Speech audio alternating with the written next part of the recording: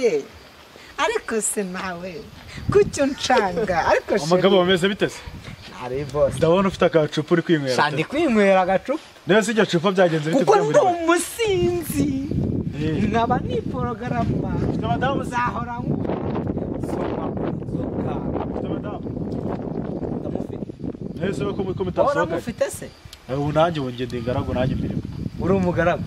kuri umugaragu ngenda mufite umugaragu utandukanye umugabo n'umugaragu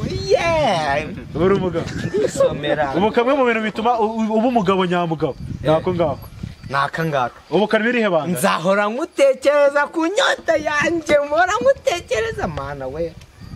nyota yanjye ndawukunda ubu se wakitwa ngo iki kwitwa cy'abagabo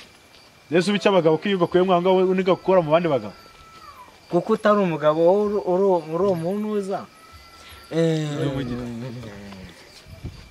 munyibutse dukontorore uri umugaragu ntabwo ajya asoma kuri asoma kuyi asoma byeri ndamwa gakurure ukumve uzi ubona utawasize madamu ntaragukubita ntuzamura namubita yenze gukina teatire nakinye no muri gatega njyewe nakinye muri gatega ariko tuganire neza nakinye muza undi tuko tumuziki kata muziki wakabyine tu my name is uzi n'ururimi rw'icyongereza cyongereza ndakizi bivuga twumve my name is Romarora ikindi anoko nizene Ramalora Sufki simani Ramalora ndiko mu cyongereza umeze neza ako kayoga bakita ngo iki cyomo ni cyaka gakozwe miki mu rwagwa urwagwa iki cyangwa kitwa urwagwa kwirwagwa gumutekano gasa rwamagana diskiri nuvuga ngo kagufasha iki kamfasha ko ndo umuyobozi uri umuyobozi kuko ndo umusenzi n'umuyobozi ni wowe ushinzwe umutekano hano muri kano gace tu ari njyewe abandi muri barahari ariko nanjye urungirijwe mbese numumfotoresha ntago wagufotora cyane muri kumurika cy'umutuku ntago wagufotora ndabizi asha wowe utanu ifumura mu reka nkubyire so noneho reka ipananje nicika nzambara pogeti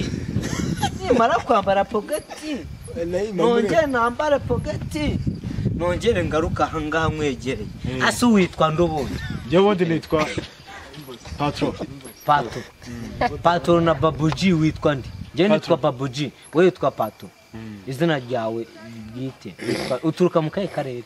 njye ngo naturutse muri Rwamagana hagana wende akenshi banyita peacemaker Rwamagana rwose urayizi banyita kadasokoza mu jwana Fred peacemaker sibiraho ngo peacemaker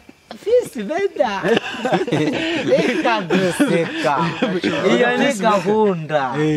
reka kunsubishamo peacemaker bahita njye ndinywera aho cyane ko utari kunywa inyotera kwishe akira nguhe njye barangwe naguha se ntabwo uri igisambo umuntu w'igisambo yifata gutyo gaswera tubyinire nibura akarimbo wabuze ndagukunda yewe mukobwa nahuye n'ikihanze cyitwa ari witwa Peacemaker nahuye n'ikimanze yitwa Peacemaker nawe urabibona mumurike neza nawe mumbone ye mahungu mukuki kumbona mukayita warongoye umukobwa w'abana uriya mukobwa warongora muzi nese ngiranze ntabwo nkweze kuko nakuzi warongo umukobwa w'abana anagufasha uri kurongo umukobwa w'abana mujyamye ku gitanda umuramuswera gutyo ngo nese babikora bate babikora bate reka neka karetura hasi wari uko umuswera gutyo